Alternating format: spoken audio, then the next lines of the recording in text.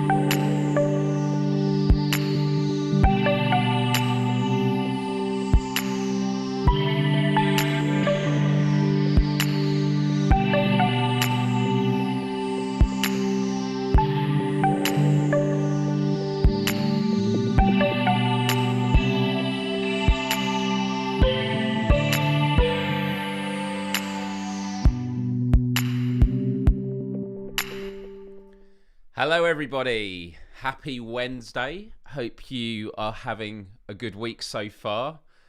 There is just never enough hours in the day. I had so much planned. I had a full schedule. I was going to be doing another Instagram post talking about the live show. I did the photo shoot. And then before I could even believe it, it was like 20 minutes to go, or 10 minutes until I start the timer. And I was trying to get some other assets ready on the computer because I'm always improving this show and this broadcast system each week. It's a really good learning process, but I hope you're doing well. Bit of housekeeping before I start.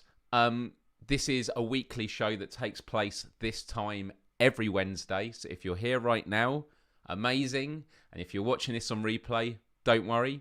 Nothing wrong with watching it on replay, but if you want to get involved in the interactive conversations that we have, then just make sure you make it for the next ones.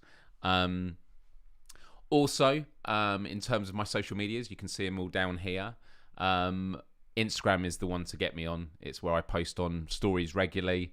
I have been using Twitter a bit more recently. I don't like to use Twitter, but it's been a really good way of relaying information. And also, as I've been more engaging with the gaming or virtual reality community, which I'll get to a bit later anyway, it's been really, really good for that. Not, getting into arguments and stuff. Although on YouTube, I left a comment on a 14-year-old comedy sketch because this week there was some sad news about a producer, sketch writer, comedian, Trevor Moore. He was 41 years old. And he passed away, which was just shocking to me because he was a part of a sketch group called The Whitest Kids You Know. And I found out about them because in 2006, they had their sketch show go on cable TV in the US. Fuse, I believe, was the network. And people would cut the individual sketches and upload them to YouTube. And they were like perfect for the online platform. They were very controversial, awesome sketches, and they would get millions and millions of views. And that was how I discovered them. I thought, this is amazing. And they were really ahead of the curve. And so, I left a comment saying how sad I was by the news. And I basically explained what I just did now, which was the fact they were ahead of the curve. They were really innovative. And that... I always wanted to tell Trevor, the guy that passed away, how much I appreciated what he did, but I never got the chance. And then the amount of comments, actually, to be honest, I say the amount of comments, there was like 5 responses to me. I mean, it had like 500 thumbs up or whatever. So there was a lot of people that, related to it. But there was one person that said, oh, he's passed away and you've made it all about you. And I was like, look, there was literally one bit where I said I would have liked to have express my appreciation. Comedy is a performance. It's an interaction between the performer and the audience. So, you need the laughs as well as the performer. And it was just my way of dealing with it. And I think there's often a criticism. And funnily enough, Trevor Moore himself was someone that used to go, he said on the Joe Rogan podcast that when people die, people often do make it about themselves. And, I think sometimes people can do that too much. But I also think there's nothing wrong with people talking about their memories of that person and what they meant to them. It's a good moment of reflection. And then there was someone else that was just laying into me about how I wasn't tuning into any of his live shows more recently. And he did this whole were you there? No, I don't think so. And it's just it's amazing that when someone passes away, a time for reflection and, I guess kindness, people can get really nasty as if it's like the grievance Olympics, and I just find it really, really strange. So yeah, I talk about Twitter being a battleground for just nastiness, but it's everywhere online. And as someone who's used the platform for as long as I have, it never fails to surprise me how people have so much time to waste on putting negativity out there. So yeah, I just thought that was an interesting observation from this week. Today we're going to be talking about, as you can see from the title, the IPCC report. It's the Intergovernmental panel on climate change. It is the sixth report they've done. It's been 8 years since the previous. Sorry, no, it's been 8 years in the working. I can't actually remember when the last one was. It might have been 8 years ago, actually. And it's pretty damning. And having seen a lot of the conversations going on online, there's a lot of people that are shocked by it. There's a lot of people that are anxious about it, understandably. And so I thought, although we talked about climate change about 3 or 4 weeks ago on the show, I thought with this, it's really important to talk about it now. Firstly, to sort of give you a summary of the report and what it went into. But even more importantly, talking about next steps, what we can do, because I know there'll be a lot of people out there, whether you're watching now or on replay, and who will be scared by this and worry, what can we do? And so I hope that I can at least alleviate some of it, because the harsh reality is, whether you're an anxious mess or not, the reality is what it is. And a big important thing for us is, how do we become useful? Because this is going to require radical change to fix. And the longer we leave it, the more radical we have to be when we finally put a stop to it. But the time is now. I actually got in contact with a few climate change scientists and activists last minute to see if they could come on the show, including Rupert Reed, who was a previous guest of mine on the Quest for Global Empathy, September 2019. Doesn't seem that long ago now. He says, thank you for the invitation. He had other things, but we're going to try and organise something another time. But I just want to use this as an opportunity that if you have any questions, don't feel that any question isn't a question worth asking, even if it's just the basics and you'd like to explore some, very top line issues. This is what this live show is for. It's to not just speak to those that are already on board and already engaged. It's actually to broaden the conversation, because to fix this, it is going to require everyone.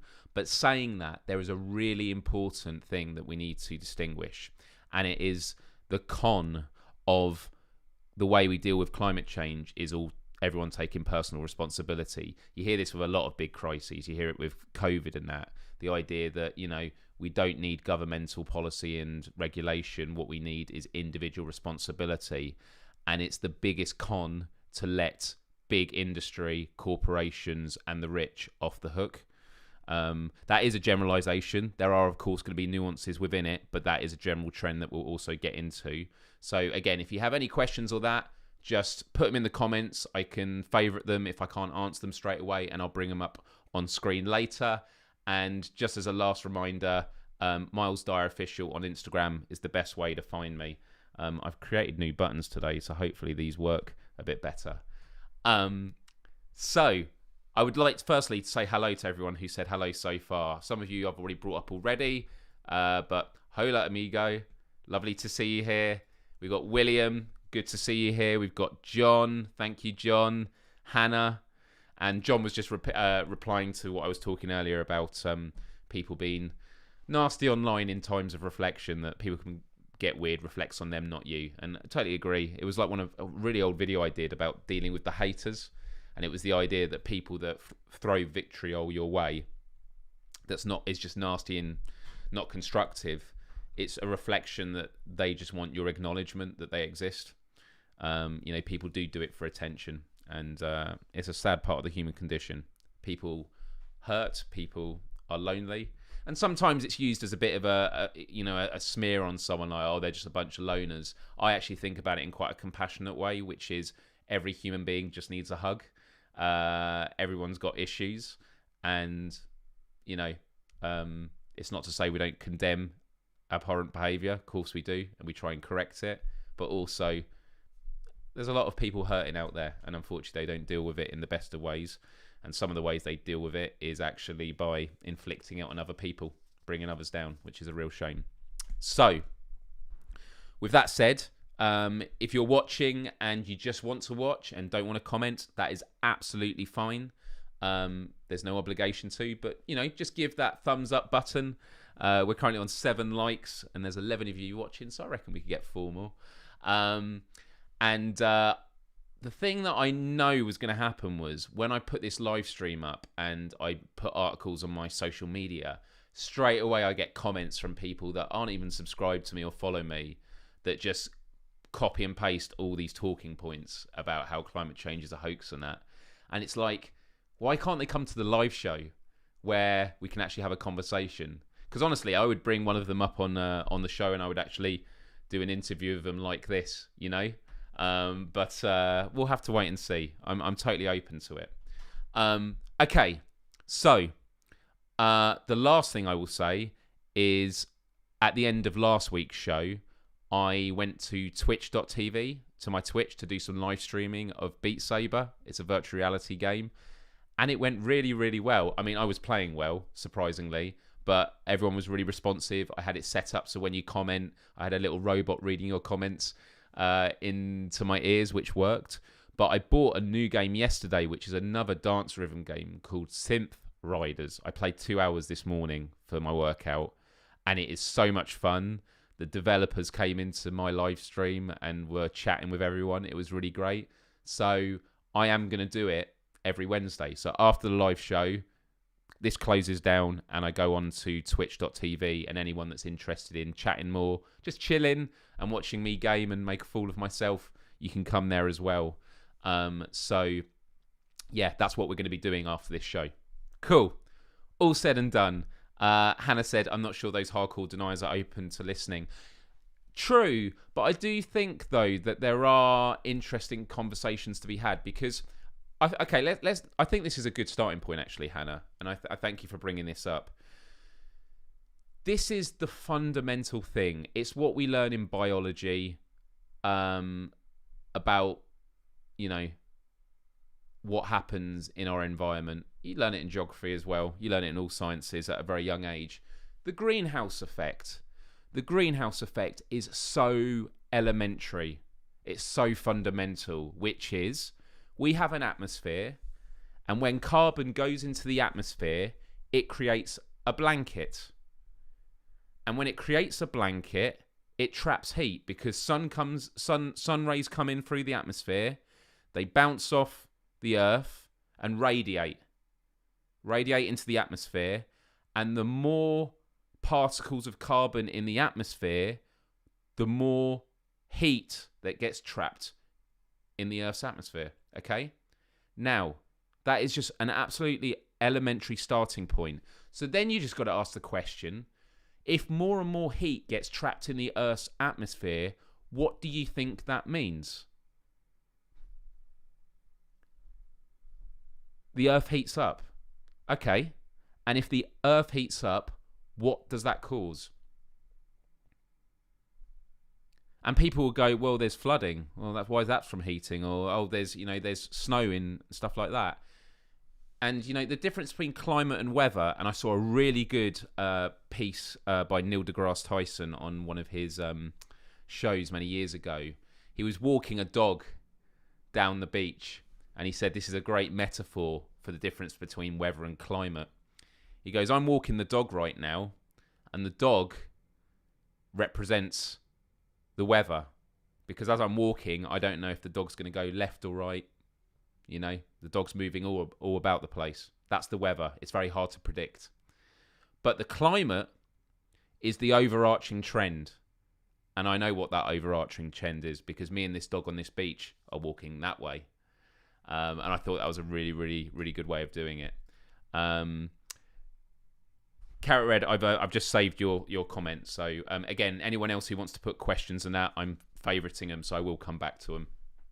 But just the last bit on this point about what happens in the Earth is more extreme weather conditions.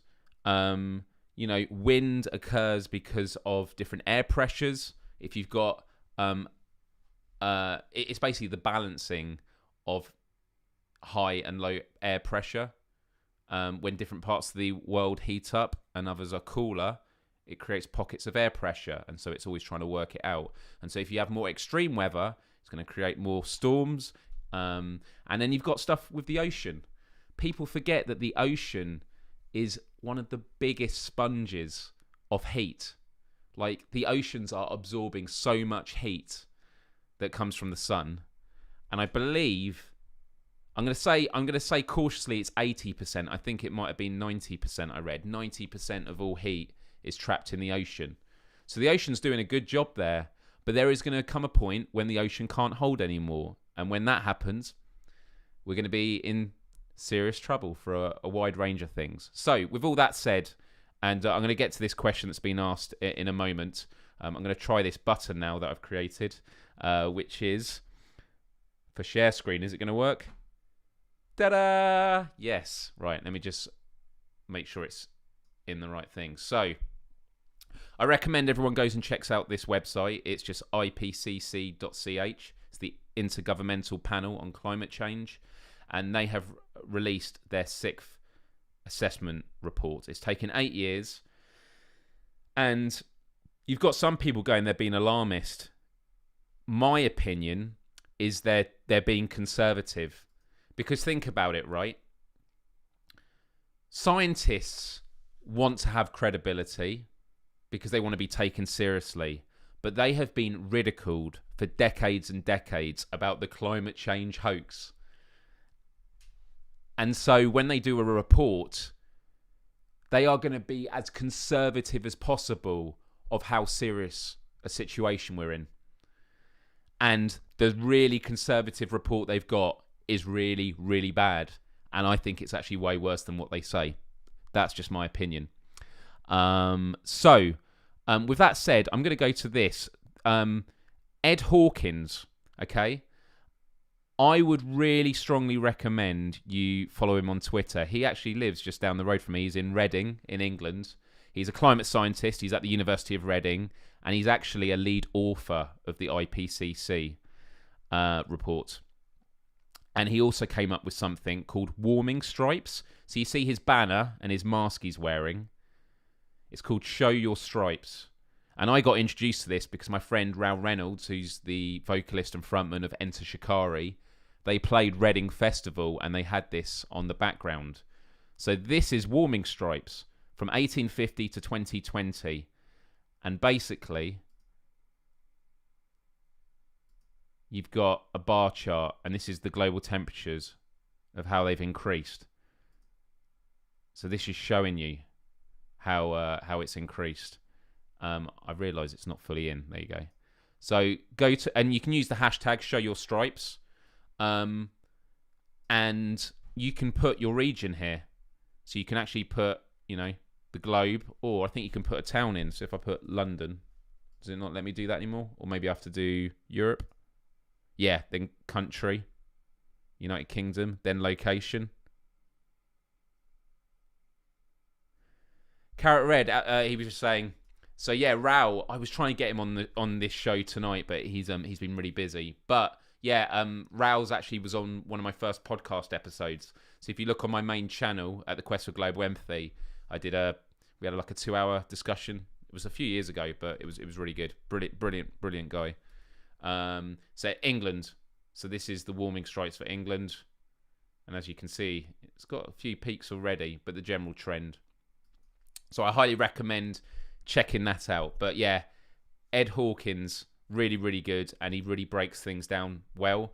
I've also reached out to him, not just about today's show, which was very last minute, but I'm trying to see if I can get him on the Quest for Global Empathy because it's a really important issue. And I think he could really break things down. The shared screen looks nice. Thank you. I mean, I was using the shared screen before. It's just that I always had to do it manually, whereas now I've got it as a button down here. Hello, Myles. Thank you for covering this, as it's something that has caused me a huge amount of anxiety. So there is this term, right, called climate anxiety, and it is a real thing. I first dealt with it about 10 years ago, and I remember I was lying in bed, and I just started having all these... I just had this really intense sort of vision of like industry around the world, like all the oil fields and everything, like we're just drilling everything out the ground. And I was like, how the fuck do we stop this? How do we stop this? And it just becomes very overwhelming. And I think it's one of the reasons why climate change is going to be a really hard thing to combat, because humans are very good at reacting to stuff. Oh, there's a wildfire, put it out. There's a flood. Okay, well, they don't even do flood defences well enough. Okay, let's get the boats out to rescue people. We're very good at reacting to things, but human beings, we have foresight. And for some reason, it's really hard to plan with foresight because people keep claiming that projections are fake, which is very frustrating when we have a lot of the evidence there. And then you've got the, what's it called? Isn't it called the, what's it called? The Fermi paradox. Yeah, the Fermi paradox. It's about like, where are aliens? The Fermi paradox. This is a bit off topic, but it's quite an interesting one to start with. So the Fermi paradox, right, seeks to answer the question of where the aliens are, given that our star and Earth are a part of a young planetary system compared to the rest of the universe, and that interstellar travel might be fairly easy to achieve. The theory says that Earth should have been visited by aliens already. But the theory was by Italian physicist Enrico Fermi, most famous for creating the first nuclear reactor, came up with a theory with a casual lunchtime remark in 1950. The implications, however, had extraterrestrial researchers scratching their heads. Fermi realised that any civilization with a modest amount of rocket technology and a modest amount of imperial incentive would rapidly colonise the entire galaxy. Within 10 million years, every star system could be brought under the wing of empire. 10 million years may sound long, but in fact, it's quite short compared with the age of the galaxy. But he said it is suggested that the fact can be explained by the hypothesis that there are no other advanced civilizations in the galaxy. And there are 4 arguments.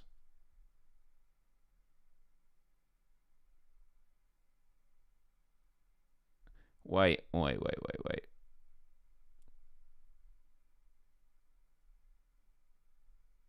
Okay, this is all. Okay, I'm not going to go into this now. So he basically says that they've either chosen not to come to Earth, they never came because of physical difficulty, advanced civilizations arose too recently for aliens to reach us, or aliens have visited Earth in the past but we cannot observe them.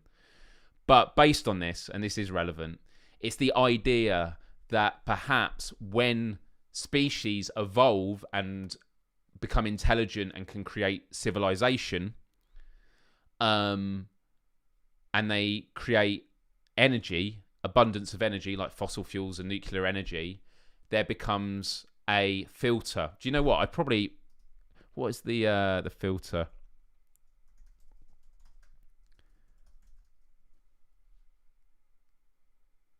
Okay, this is why I've got confused. It is a possible solution to the Fermi paradox. So the great filter, here we go. I apologize because I am mixing this up.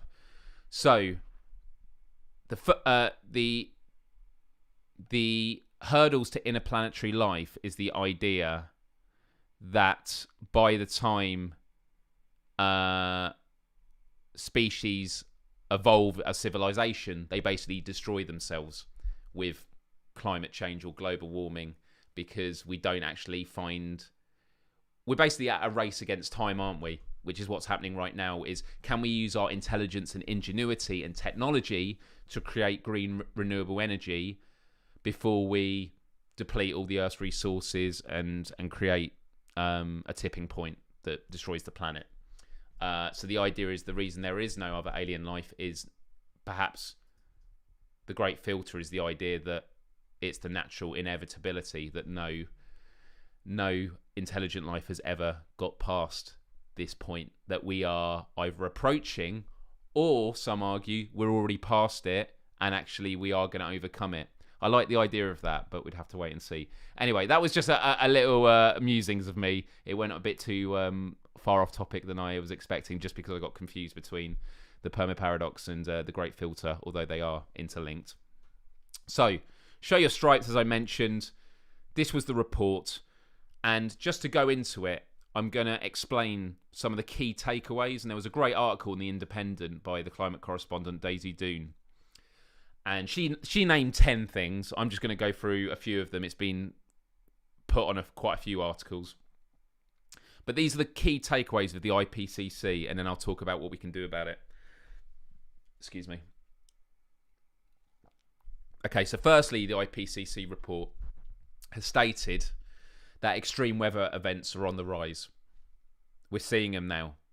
And it happens at a lag, which is very concerning. And it's why I say the whole fact of foresight and that humans don't use it enough is worrying, because we're going to have to, by the time we are fighting for survival on this planet because of catastrophic weather conditions, it's too late.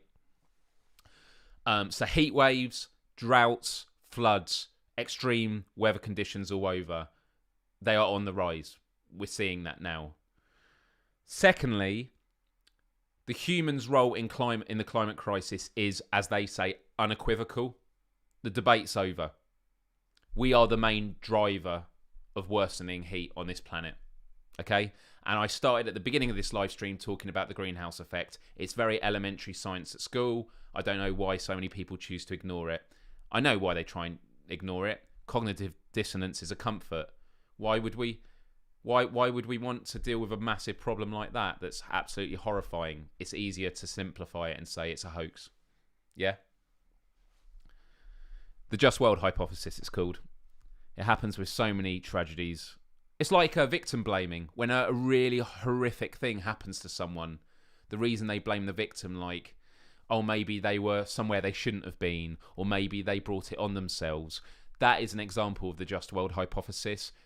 The cognitive dissonance is people straight away try to justify it because it's a lot less painful and easier to consume than to actually go, no, that was an innocent person and there's some really evil, fucked up shit in the world. And that's how I see it with climate change, which is a much more abstract concept because it's all encompassing of our ecosystems. Thirdly, every region on Earth is already affected by the climate crisis. Every region. And then just to give you a couple of stats, CO2 levels are at the highest in at least, this is in 2019 as well, the CO2 levels at the highest in at least 2 million years. And then when you look at methane, which is the second, and nitrous oxide, which is the third biggest driver of warming, those are the highest in at least 800,000 years. Okay? We had the 2015 Paris Agreement, climate goals of 1.5 degrees centigrade higher for global temperature. That was the ultimate ambition, 1.5C, but like the target was 2 degrees centigrade.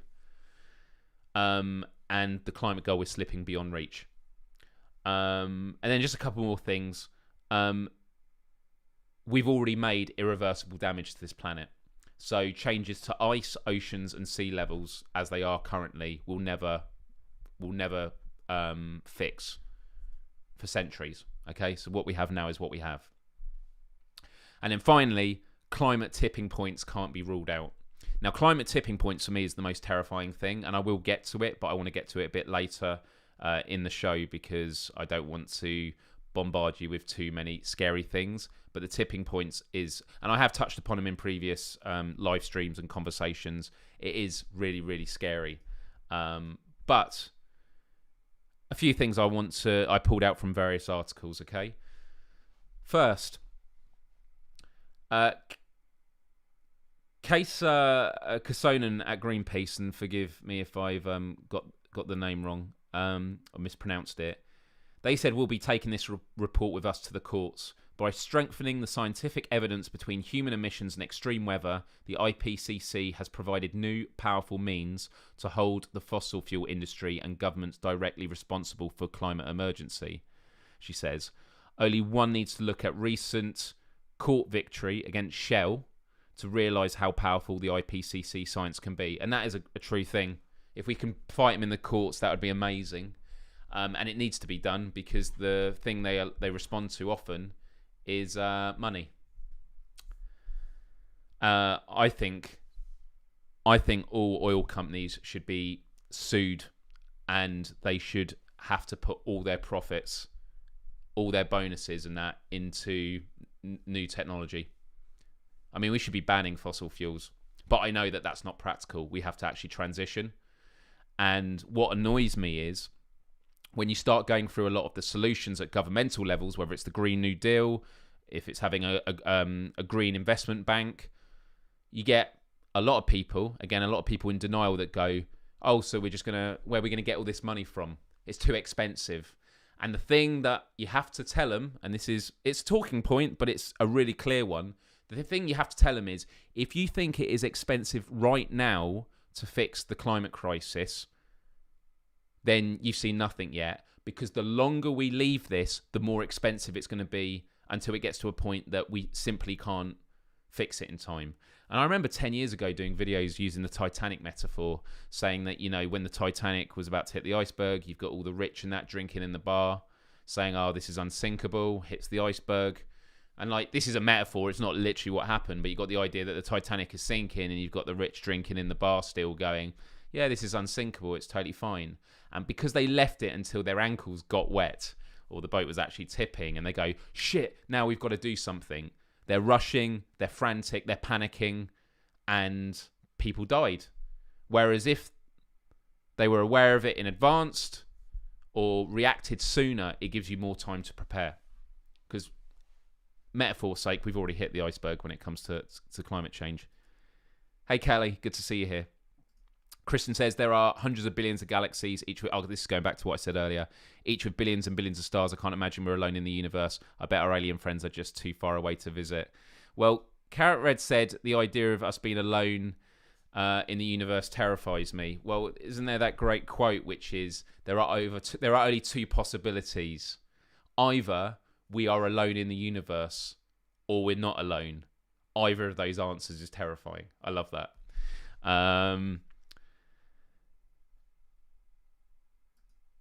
And he asked earlier, is it too late to prevent climate change? Has the damage been done? I don't know too much about it. So obviously I'm going through it now. There is lots that can be done. I know lots of amazing people that are working behind the scenes on stuff. And there is so much that we can do. But we do have to start fighting like hell. Like our lives depend on it. Because governments will not change unless they have the pressure to. So one example, as I mentioned there, from Greenpeace, this evidence can now be taken in the courts to sue the fossil fuel companies. ExxonMobil is a great example of a company that got sued because it turns out for decades now they've been perpetuating misinformation. Not to tell people that climate change is fake, but just to say the evidence is still up in the air. There's not a consensus. This whole thing about there's no consensus in the scientific community when it's 95% or something like that. You just have to sow a bit of doubt, because that bit of doubt is all you need to discourage people from wanting their governments to do radical change to fix the issue. Christina Dahl of the Union of Concerned Scientists, that's an interesting union name, says the continued dithering to address climate change is no longer about the lack of scientific evidence, but directly tied to a lack of political will. Okay? Love that point.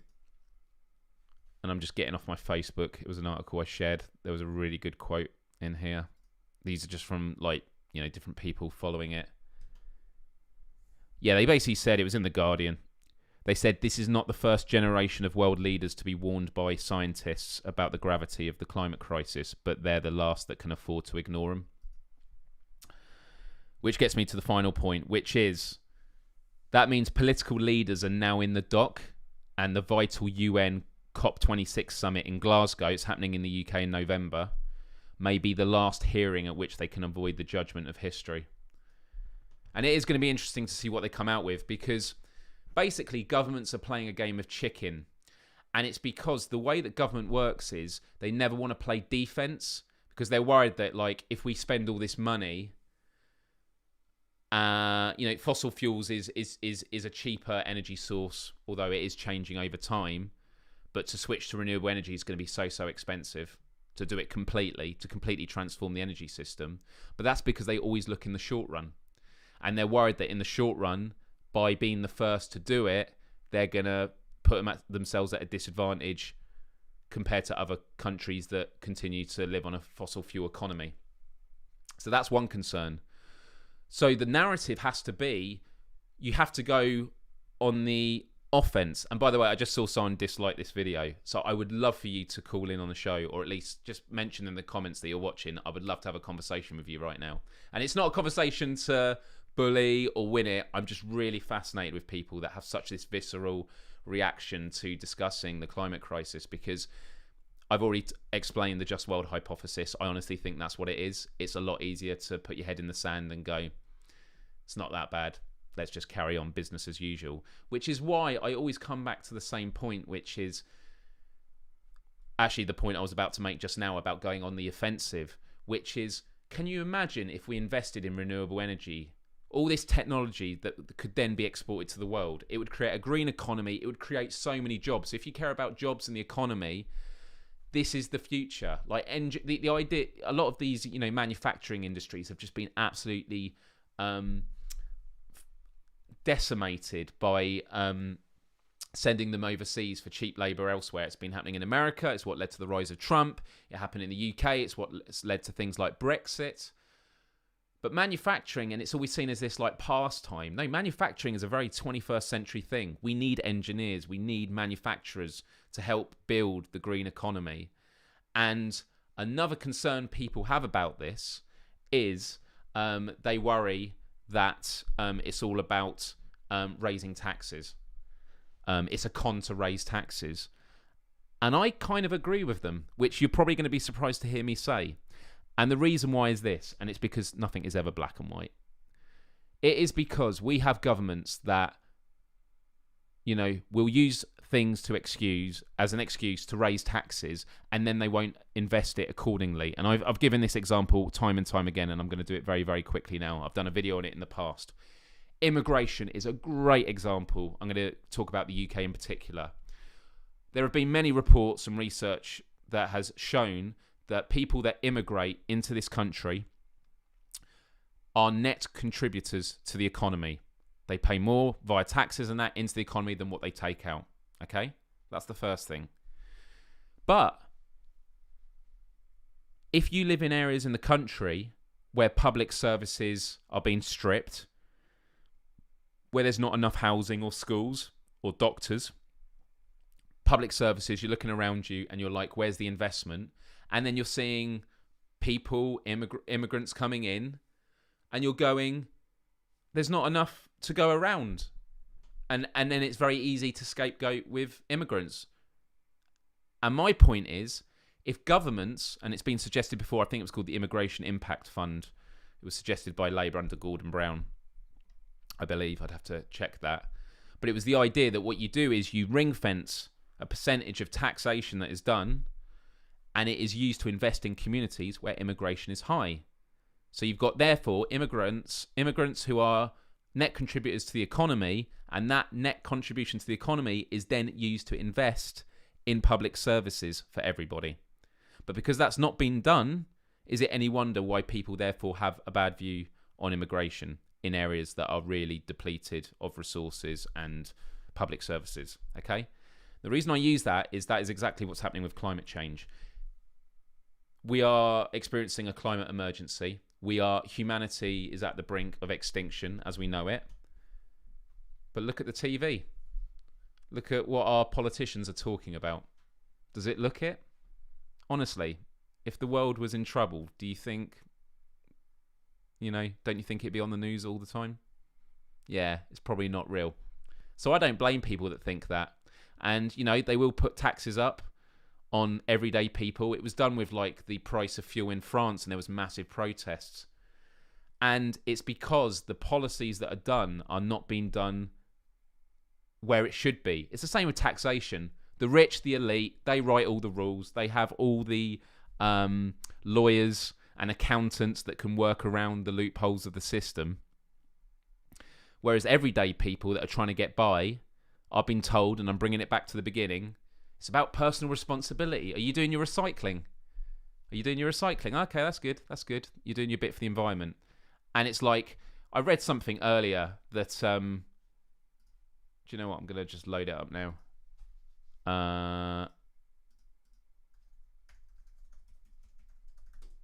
I've got on a massive train of thought, by the way, so if you want to ask any questions, please do, and I hope I'm not rambling too much.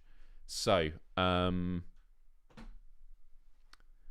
let's have a look here.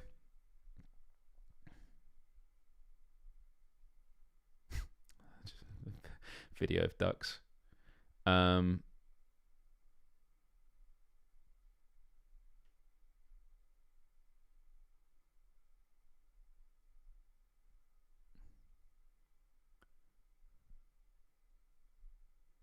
Yeah, you got people on the news saying how it's all fake and stuff like that. It's just annoying. Where was it?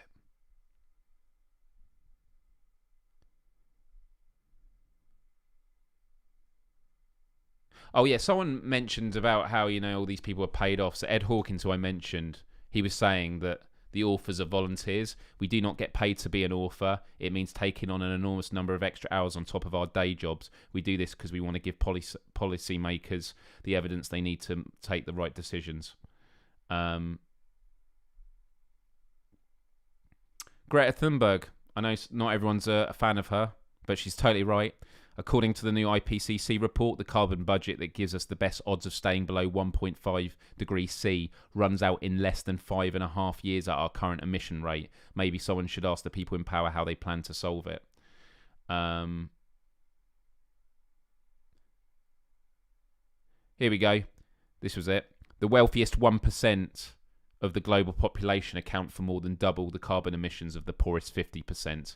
And I heard something along the lines of, if everyone in America recycled, it wouldn't matter because 80% has been done. Oh, I love this post. Let me show you this one. This guy, he says, remember when you complained about climate activists blocking the roads? And this was a flood in Germany. Amazing.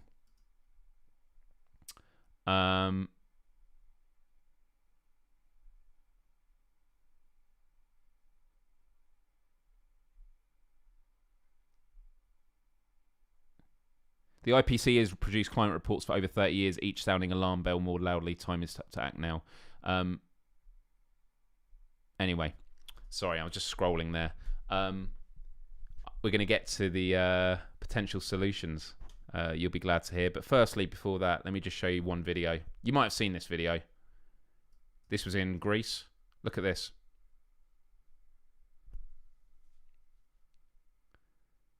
They were on a ferry escaping it. Look at that.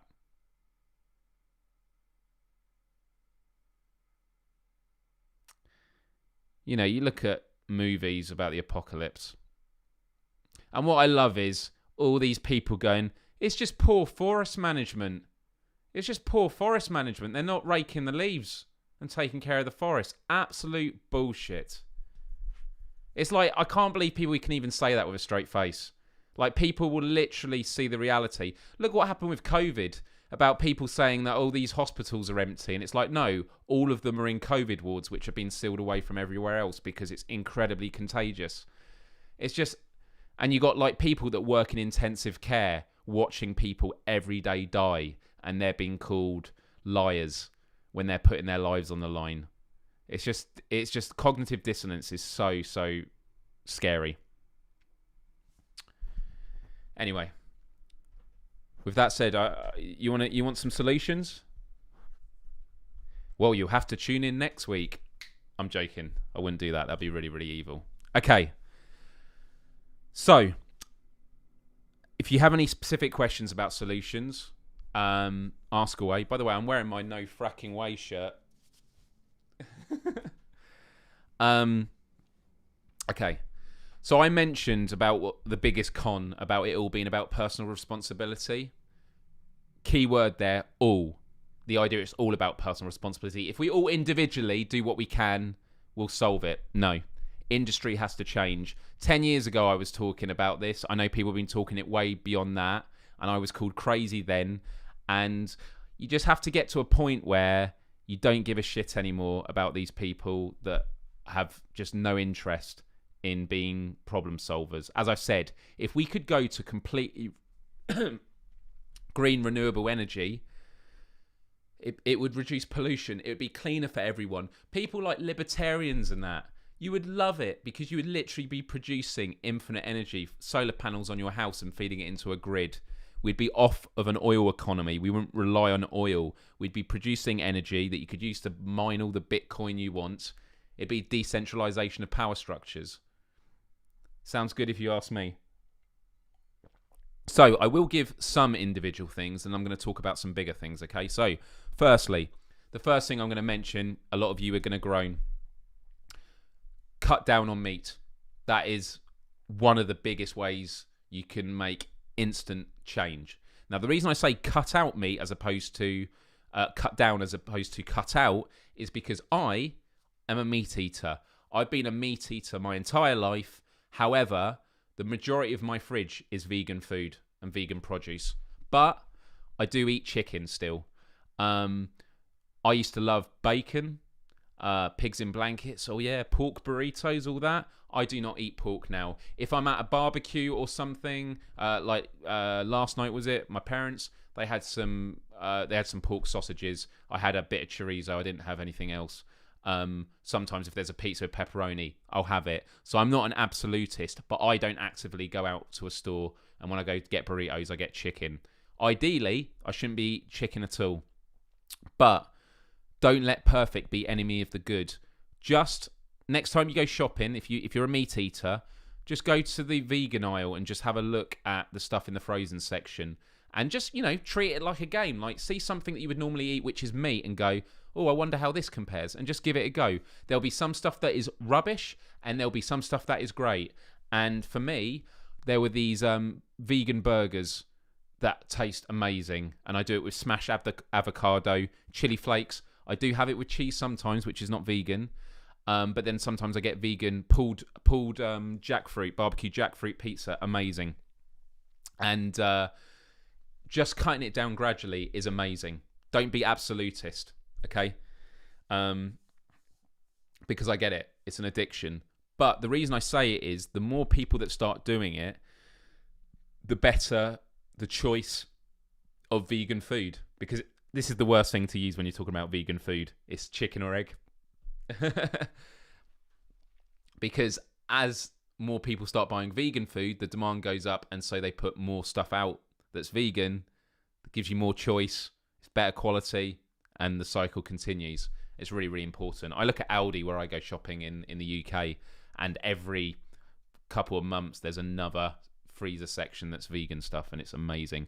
I bought some vegan ice cream. It was macadamia nuts. It was honeycomb and salted caramel. My God, it was like a Ben & Jerry's tub. But Ben & Jerry's do vegan, but this was like £2, like $3, and it tastes amazing. And I was like, and it's healthier for you. It's not healthy, but it's healthier. So yeah, that's the first thing. Recycling. Recycling's a bit of an annoying one, and this is where it gets to like the bigger points about government that I'll get to in the meantime. You always hear this stuff about the importance of recycling. I'm going to show you this. This was in 2019. So we have recycling buckets. Put all your plastic in here, make sure it's clean, and then we'll recycle it. And then it gets sent off. And where's it get sent off? Oh, it gets sent off to places around the world where it gets sorted, and it ends up Indonesia, and you've got like stuff that ends up in the ocean. A whopping 91% of plastic isn't recycled. I mean, it's the same photo. It is really scary, and it's why you see a lot of stuff end up in the sea. But the reason I bring it up is because an annoying thing governments do is they'll go, our emissions are down this year. They keep going, we're the green economy, emissions are down. And all that has happened is they have sent stuff elsewhere to other countries. So yeah, our emissions are down because they've gone up somewhere else, and we're on a planet. Nation states and borders are important in certain ways. I'd like to live in a world where we don't need them anymore, but the reality is we do need them currently. But climate change doesn't give a shit about borders, and it was what I used to get really confused about when I did economics at secondary school, when you learn about externalities. This is the cost of production, this is what you get back, but like pollution and stuff, that's kind of an externality that we don't really cost. And I was like, this is absolute bullshit. So in terms of other big things you can do, you may not think it matters, or it won't make a difference. It really does. Get an email and email your MP. Write out a copy of an email and tell all your family and your friends and say, just send this, and just get emails out to them. I'm actually thinking of organising a day where I challenge everyone to contact their representatives on a certain day, just to put pressure, because that's what it's going to require, because then it gets their attention off other things. So that's really important.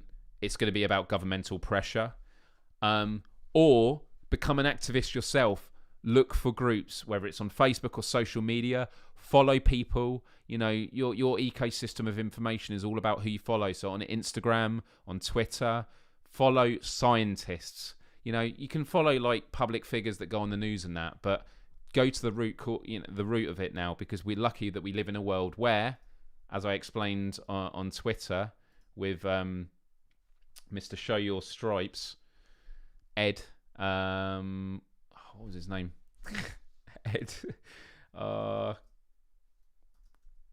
Ed Hawkins.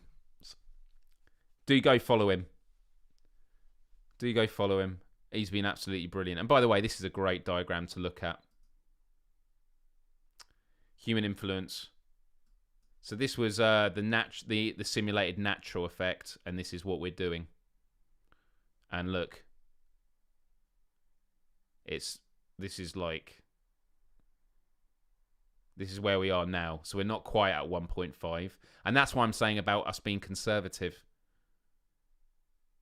because they're saying we're here when we could have been there. We could have been down here. So, yeah, this is the trajectory. And then this is the rise in sea levels.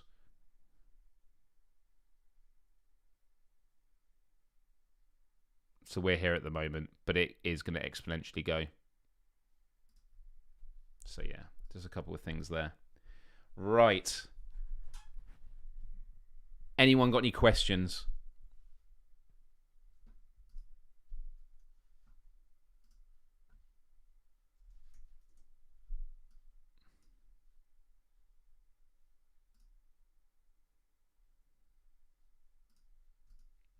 I've sort of left it hanging there.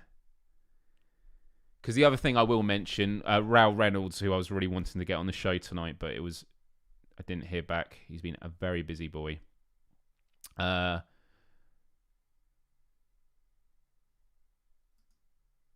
thing is, I am very, very, very hopeful about the younger generation, because people... Look, this is the main point I've always made. Capitalism is all about owning capital. It's about owning things. And we have created a world where more and more people are renting, so they don't own their homes. People are in insecure jobs, so they're always looking for something else, and nothing's guaranteed. People are putting off having families for the most part. It's definitely something I've always thought about. The idea of, would I even want to have kids in a world like this is it's a big question. So you've got all these things going on. And therefore, if you have a generation of people that feel that they no longer have anything to lose because they don't have anything, then they've got everything to fight for. And I think that what you're going to see more and more is an uprising, not just necessarily in protest, but in terms of people going up the ranks in different industry, whether it's in government, whether it's in corporations. I'll never forget, I met one of the heads of BP, was it? It was one of the big petroleum companies, and he was saying, we'll still need fossil fuels, clearly not wanting to say anything else. But he was asked about whether he has conversations with his kids, and he says his kids always ask him at the dinner table, what we're doing about the environment, and that is important, because a lot of stuff happens inverted now. A lot of young people are educating their parents and older generations. It's going both ways now because of the internet, because of technology. And I think that that's a really, really important thing. But in law, we need to make ecocide a crime against humanity. You know, when you hear this term eco-terrorist, I don't like calling things terrorists usually. The eco-terrorists are like these people that protest. No, the real eco-terrorists are ExxonMobil, Shell, BP, All these companies, those are the eco-terrorists. Because what you do is, do you remember this thing about the do you remember this the other week about the ocean being on fire? The Gulf of Mexico. Do you remember this?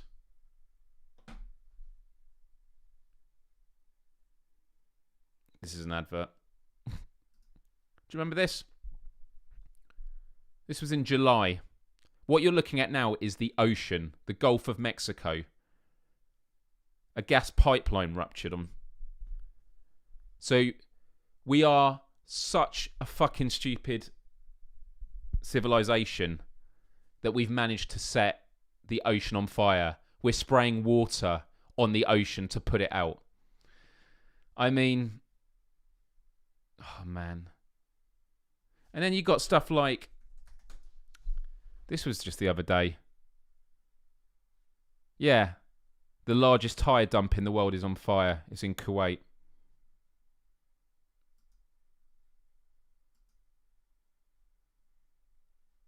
Look at that. Just burning tyres. I mean, honestly.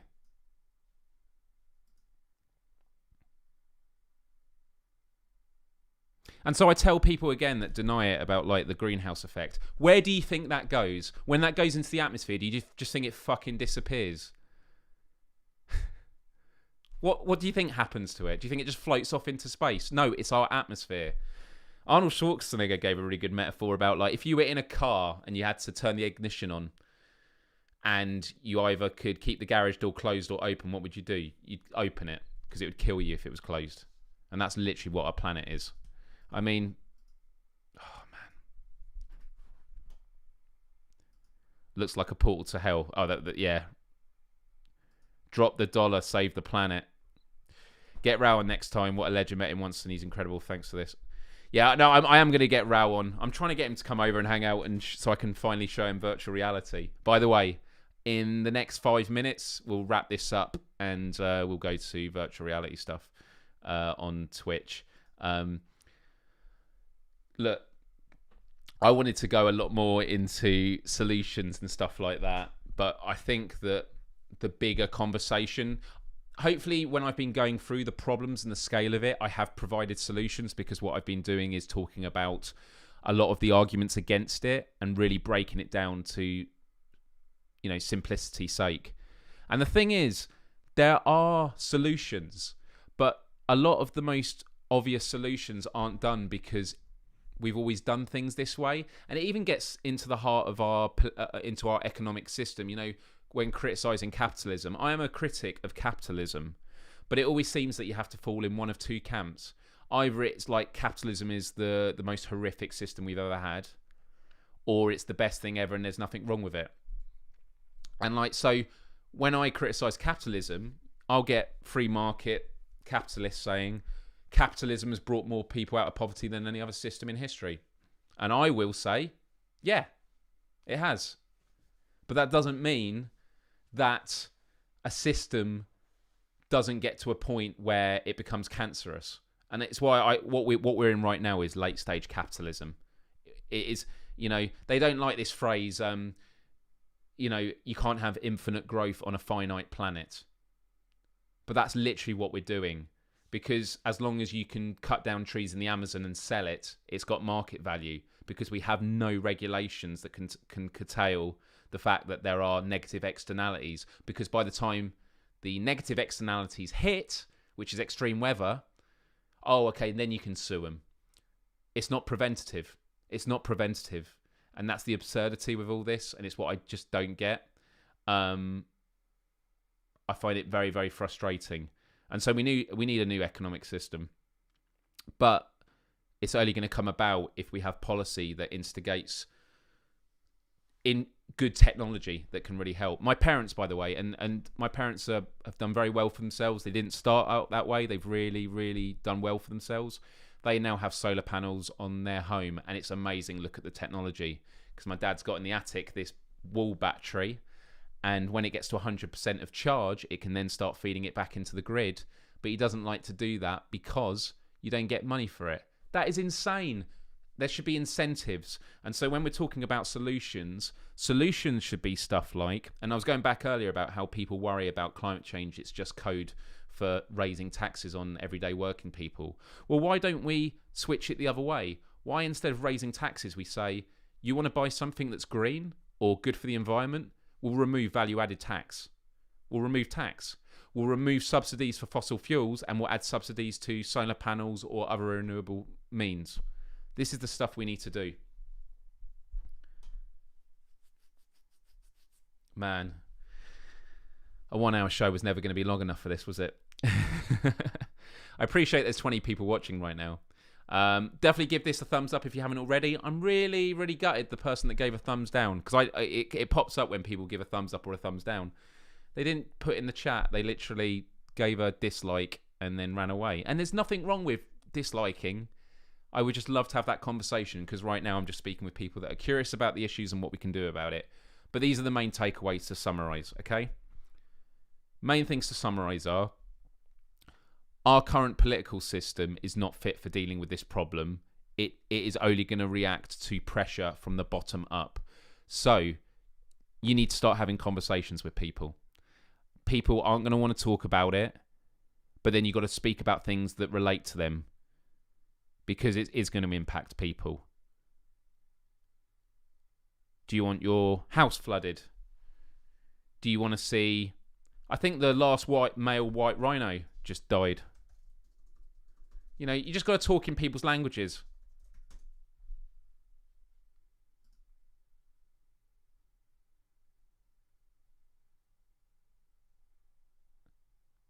Scientists create embryos to save northern white rhino. Yeah, that was it. Fatu and Najin are the only two remaining north white rhinos, but they're both female. So they use sperm from 2 deceased males. You know. Look, I'm not focusing on the one dislike. I'm just saying, I'm not sort of in a, oh, why did you dislike it? That's going to hurt me on the algorithm. The reason I focus on it is these are the people we need to reach out to and we need to have a conversation with, because I've mentioned some of the concerns that they have and they're legitimate. The whole thing about it's a con for raising taxes, I totally get it, because governments use it to raise taxes. It's like with COVID. People say COVID is a hoax. It's just a way for government to encroach on civil liberties and to have more state power. Actually, it is real, and governments are using it for political gain. It can be both. So that always has to be kept in mind. Right. How's everyone doing? Is anyone still feeling really anxious? And be honest. And if anyone's feeling anxious, does anyone have any questions? Because what I would say is, if you've been feeling anxious, it's because you care and it's because you understand the scale of the problem, and it is a part of the process of acknowledging what we face with. I went through it 10 years ago. I did get over it, but climate anxiety, just search it on YouTube and stuff like that. It's a real big problem. It's a real thing. And we're all in this together. We're on this one planet. It really is. I have a daughter 4 years old. I'm scared of the world she'll be living in when I'm gone. But this is why it's a really... Do you know what? I haven't seen the David Attenborough special, but David Attenborough is a national treasure and really good for this. The energy that you feel of worry, this is a real opportunity for us to do something about it. I'm working on a couple of initiatives. And also, actually, this is the final point I'm going to end on, because I think this is a really, really important one. A lot of my videos around activism aren't always about, you know, the activism itself in terms of this is the issue you should fight for. For me, it's about the philosophy of activism. So it's about the fact of, you know, building consensus, not putting other people down. But this is something I would say. We've all got to fight our own battles, and that is even in the context of one issue. And what I mean by that is we need to understand different people can only do certain things. So, you know, slacktivism was... I remember being on Russia Today, being asked about it on a news thing about slacktivism. Are people that just sign petitions, that's not doing anything. No, it is doing something. It's doing more than complaining about it and doing nothing at all. Like, everything is on a spectrum. And if you do a little bit because you've got a busy family life or work, that is fine. That is adding to the grand scheme of things. So what I would say is, don't turn away from doing little things because you think, I'm going to get mocked for it, or it's not worth doing because it's only a little bit. No, do the little bit. Do the little bit, because the little bit in the grand scheme of things with billions of other people on the planet can be absolutely world-changing, and that is what it's going to require. But I do say that there has to be more organisation around governmental stuff. So keep your eyes out on Glasgow for COP26 in November. I'm working on a project that's going to be around that. I'm going to try and get a climate scientist. I'm going to try and get Ed on my podcast show soon. And this is a conversation that we've got to have in future. This was really looking at the IPCC report. I've gone over some basic things we can do. But the cutting down meat thing, I think, is a really good one. And I know people will groan because they go, oh, that's so obvious. But this is why it's important, because it's a really obvious way of using your wallet. Because honestly, I cannot believe every month seeing another aisle of vegan food being added and more stuff to choose from. Something I hadn't eaten in years is hot dogs, like Frankfurter sausages. Aldi, they do. I won't get them. I'll bring them up for another live show. They did vegan hot dogs, and I had them with like a vegan hot dog roll, and you boil them. And they taste like Frankfurters, but it's totally vegan. I couldn't believe it. I was like, this is not meat, and it tastes just like it. This week, this is how it can be fun. This week, I tried Pizza Hut. They got Beyond Meat. Beyond Meat have teamed up, and I love it. It's approved by carnivores. Now, it's not vegan. Doesn't matter. If it's progress and you're cutting down, its little steps make a big difference in the grand scheme of things. But they had all these pizzas with, like, Italian sausage, ground beef and pork. Not real beef and pork. It's all fake. And it tasted amazing. And it was really, really good. And it's just fun, Am I team PlayStation? I am, but I love Nintendo. I love Xbox. They all do really, really good stuff. But I am a Nintendo fan. I like the ethos of every little helps. It's true. I mean, Tesco would love it as well. But it really is. Like, don't be discouraged. And I always tell, and maybe I'll start doing more videos about this again, because I really want to drive the point home. But, like, it's kind of what I was saying at the start of the live stream, and it didn't seem relevant at the time, but it does actually in hindsight. I was talking about the death of a famous comedian that meant a lot to me, and I just put a tribute saying what he meant to me, and then I had people shitting on me saying, oh, you made it about you, when a lot of it was about him, but I just said what he meant to me. And it's like, well, that's a great example. They could have just said, yeah, I really liked him as well. It's really sad he's gone. This is what he meant to me. Great. But people just have this, want to tear each other down. And the way that you fight against that is doing the little things.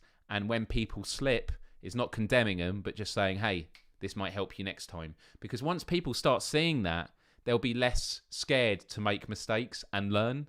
The reason a lot of people don't like to admit mistakes and learn is because this is getting to a whole other topic. We live in a society, we live in a status economy where being wrong is a chip on your status, and you lose clout and you lose integrity, or people rely on you less, and that scares people, so they've just got to double down again and again. Okay.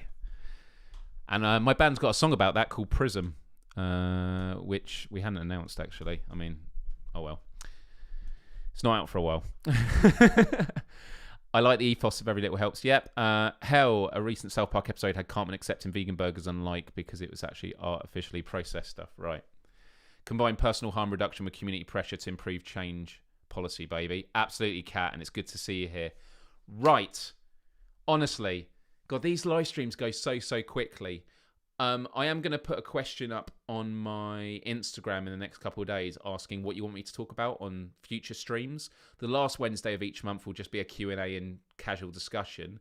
But honestly, even if you have just like a question, like, just ask me it, because it might become a really good topic. Because generally speaking, the topics on these live streams are always going to be about the environment, mental health, technology, futurism. But it's really good when we have a specific question we can go into. Last week we did bucket lists? That was a really cool conversation for anyone that joined in there. And that was really cool. I learned about volcano surfing. You can get a surfboard and go down a volcano in the dust or wherever it was. Love your band. Nearly saw you guys in London a few years ago, but couldn't make it, unfortunately. Well, we are playing in Camden on the 28th of August. So head on over to Schemata Theory on Instagram or Facebook. And yeah, we're playing in Camden at the end of this month. It should be really, really good. So with that said, what's going to happen now, I can't wait to do this, is I'm going to end this show and then I'm going to go on Twitch. I'm going to have to fire up my PlayStation 5. So I'm going to be on Twitch in 4 minutes, should we say? I'm just putting the link here. This link here, just put it in your browser or wherever you, and get an account if you haven't, because if you type in the chat, a little robot voice reads your messages while I'm in virtual reality, and I'm going to play something called Synthwave. It's like Beat Saber, but it's really, really cool. Really great songs. I'm going to get hot and sweaty before the PSVR live stream I like to tune into on the next hour. So it's really busy. Guys, I would love to talk more and more and more, but I always want to try and be strict with keeping these to an hour. But it was a really big topic. I'm kind of annoyed that I didn't really go much more into solutions, but I think that for this one at least, just laying out the reports and a lot of talking points that are used to counter it, I think is really important. So yeah, if you ever have any questions, just drop me a line in the comments of this video once it goes up, or on my Instagram, or tweet me. Love, respect, empathy. These are the things I always preach. I try and live by myself. And as compassion-focused therapy has always taught me, it's about becoming useful, using the tools around you, and to try and reduce harm, as Kat was saying. It's absolutely a part of my ethos. We don't always get it right.